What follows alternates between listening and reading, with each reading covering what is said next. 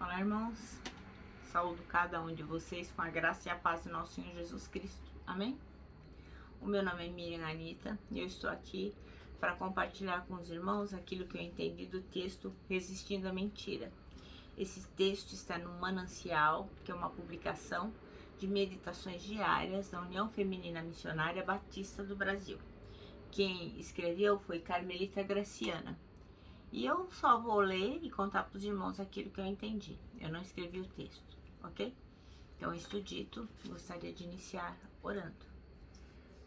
Pai, nas tuas mãos colocamos essa meditação para que tu possas nos ensinar, admoestar, nos fazer ver aquilo que é importante para ti, para que nós pratiquemos. Obrigado, Senhor, por tudo. Obrigado porque sabemos que tu nos ouves. Em nome de Jesus. Amém. Bom, irmãos, então o nosso texto bíblico hoje está em Efésios, capítulo 4, versículos 22 a 27. E diz assim: Portanto, abandonem a velha natureza de vocês, que fazia com que vocês vivessem uma vida de pecados e que estava sendo destruída pelos seus desejos enganosos. É preciso que o coração e a mente de vocês sejam completamente renovados. Vistam-se com a nova natureza criada por Deus, que é parecida com a sua própria natureza e que se mostra na vida verdadeira, a qual é correta e dedicada a Ele.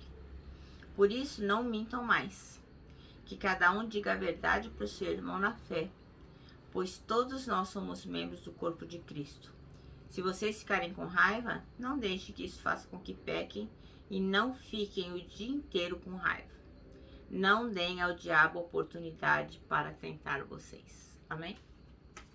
Bom, irmãos, então nosso versículo-chave é o versículo 25, que diz: Por isso, deixai a mentira e falai a verdade, cada um com o seu próximo, porque somos membros uns dos outros. Bom, então a irmã Carmelita Graciana, ela lembra aqui de uma borracha que tinha na escola. Eu não sei se é do tempo de vocês, mas era do meu tempo. E essa borracha, ela prometia que ia apagar. A gente escrevia a lição de casa à tinta. Aí tinha aquela borrachinha que a gente colocava atrás da caneta. E assim, a proposta daquela borracha era apagar aquilo que a gente escrevia de errado. Mas na verdade, o que acontecia? A gente pegava a borracha, lambia, passava no papel, e o que acontecia?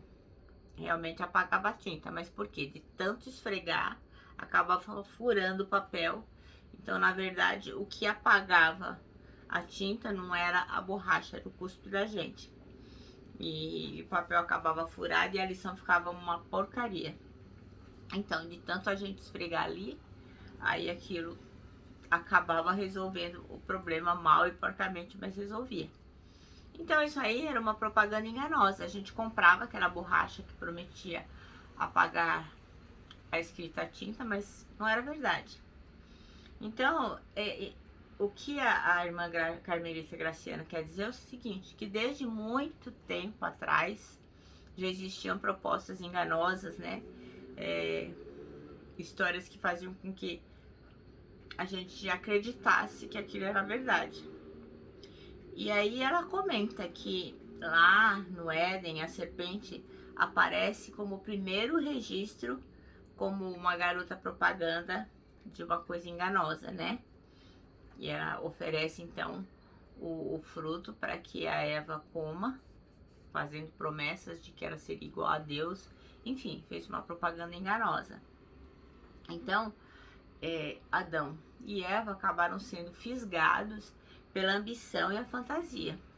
Então, esta mistura, que é muito inflamável, que continua a alimentar essa mesma modalidade de mentira. Então, quando a gente tem ambição e tem fantasia a respeito de alguma coisa, qualquer pessoa que venha nos dizer algo acaba nos seduzindo e nós acabamos acreditando naquela mentira como se fosse verdade. Foi o que aconteceu com a Eva. Ela deixou de ouvir o Senhor, por quê? Porque ela ficou seduzida e ela começou a fantasiar com aquilo que ela havia ouvido da serpente. Nossa, ele ia ser igual a Deus, ela ia conhecer o bem e o mal.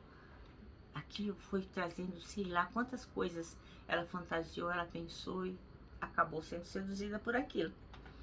Então, ainda hoje, passado tanto tempo, desde os tempos do Éden até hoje, ainda hoje, Satanás ainda usa as mesmas artimanhas para nos enganar. E nós caímos, como Eva caiu. Então, às vezes a gente fala, nossa, que absurdo, né? A Eva ser seduzida por uma mentira daquela. Mas nós fazemos igual. De outras formas, em outras circunstâncias, por outras mentiras, por outras enganações. Mas acabamos também, como Eva, sendo seduzidas pela nossa ambição e pela nossa fantasia.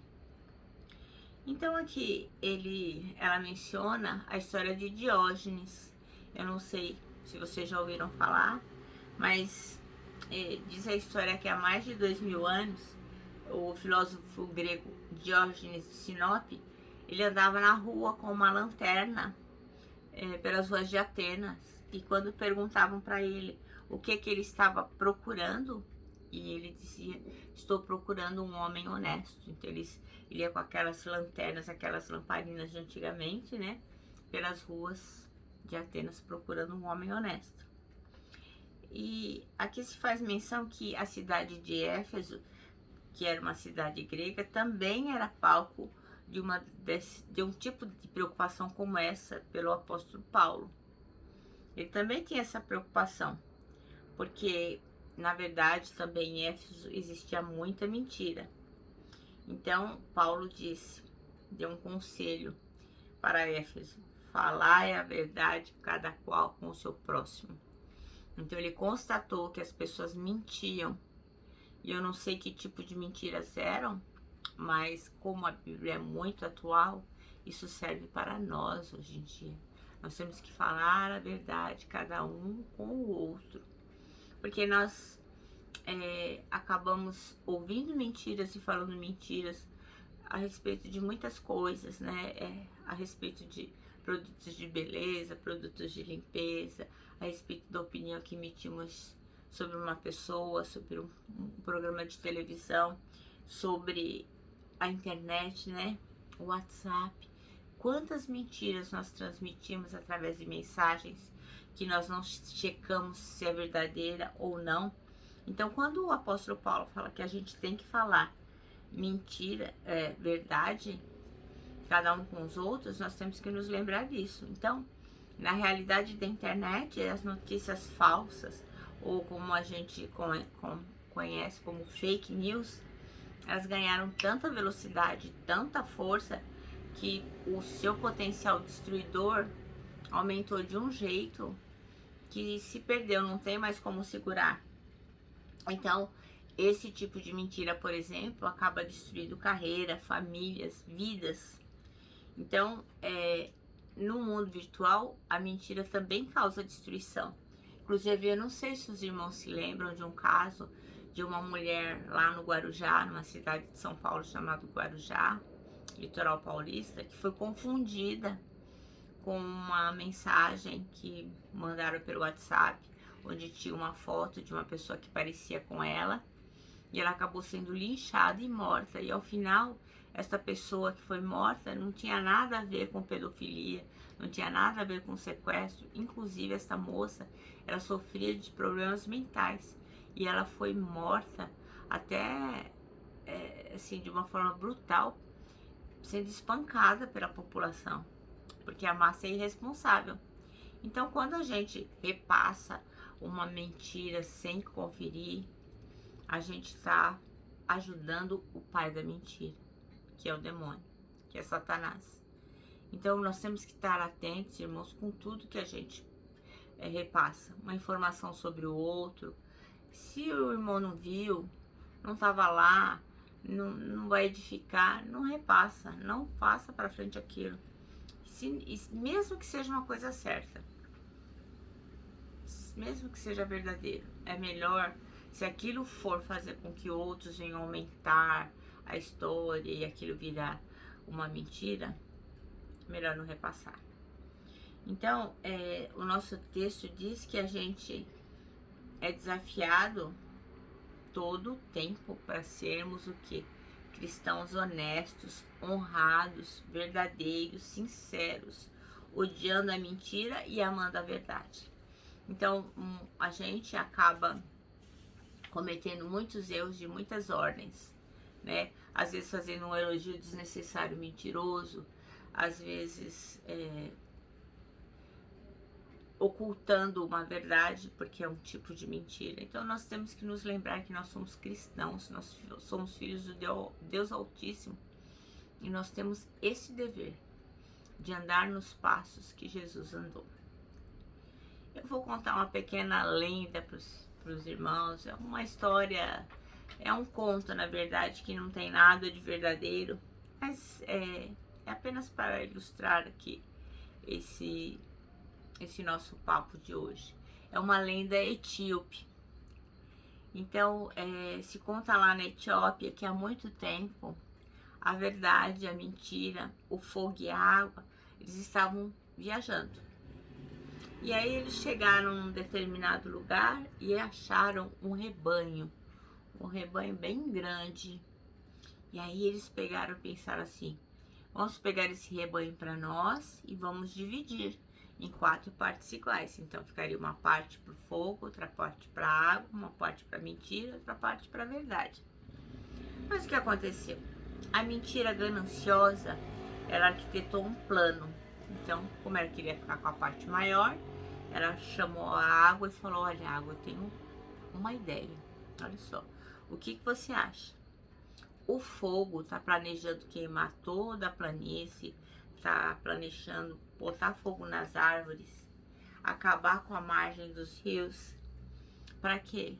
Para que o seu gado acabe não tendo mais o que comer e acabe perecendo.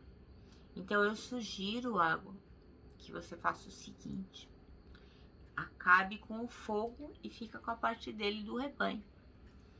E a água achou aquela proposta bastante boa e acatou o conselho da mentira e resolveu realmente acabar com o fogo antes que ele acabasse com o pasto. E ela foi para cima do fogo e apagou o fogo. E assim sobrou a parte do fogo do rebanho. Aí, o que aconteceu? A mentira se dirigiu para a verdade e disse assim: olha, você viu o que a água fez com o fogo? Acabou ficando com todo o gado do fogo. Agora a água tem 2 partes de gado e nós temos uma parte cada uma. Então eu sugiro que a gente se associe, pegue todo o gado, a gente suba a montanha lá longe e leve todo o gado, de forma que a água não vai conseguir nos seguir e nós ficaremos com a parte dela. E a verdade achou aquela ideia genial e eles subiram, tanto a mentira quanto a verdade, subiram a montanha levando todo o gado. E a água dizia: esperem por mim, esperem por mim. Só que nem a mentira nem a verdade esperaram pela água e ela não conseguiu subir a montanha e acabou ficando embaixo sem gado nenhum. E assim o gado ficou metade para a verdade e metade para a mentira. E ao chegarem lá no topo da montanha mais alta, a mentira virou-se para a verdade e disse assim: eu consegui enganar você. E agora é o seguinte: eu vou ficar com todo este gado, você não vai ficar com gado nenhum. E tem mais: se você não virar a minha escrava, dona Verdade, eu vou destruir você. Eu vou ficar com todo o gado e você vai ser a minha escrava. Então, as duas começaram a brigar, verdade e mentira, que nunca tinham brigado antes, começaram a brigar sem nenhuma ter conseguido destruir a outra. E sabe de uma coisa? Desde então, desde aquela época, que já faz muitos e muitos milênios, verdade e mentira estão fadadas a disputar o tempo inteiro. Às vezes, a verdade ganhará. Às vezes, a mentira vai prevalecer. Mas nesse caso, a verdade deverá sempre, sempre, sempre se erguer e tornar a lutar. A verdade nunca pode desistir. Então, conta-se que até o fim do mundo, a verdade deverá combater a mentira. e jamais buscar o descanso, jamais baixar a guarda. Caso contrário, ela vai ser aniquilada pela mentira. Então é por este motivo que até os dias de hoje a verdade e a mentira continuam lutando até hoje. Bom, meus irmãos, então é isso. O nosso manancial termina assim. O antídoto prescrito por Paulo continua inteiramente válido para os tempos atuais. E qual é o antídoto? É que cada qual deve falar a verdade com o seu próximo. Amém? Então, meus irmãos, nós temos que seguir resistindo à mentira, seja ela qual for, seja uma mentira para agradar alguém, seja mentira para poupar alguém de algum desgosto, seja mentira que destrói, qualquer que seja a mentira. A palavra de Deus diz que nós temos que ser sinceros, falar sempre a verdade um com o outro. Eu me despeço aqui com o meu abraço fraternal, com o meu abraço de ursa. E lógico, né? A nossa palavra de ordem que é saudades.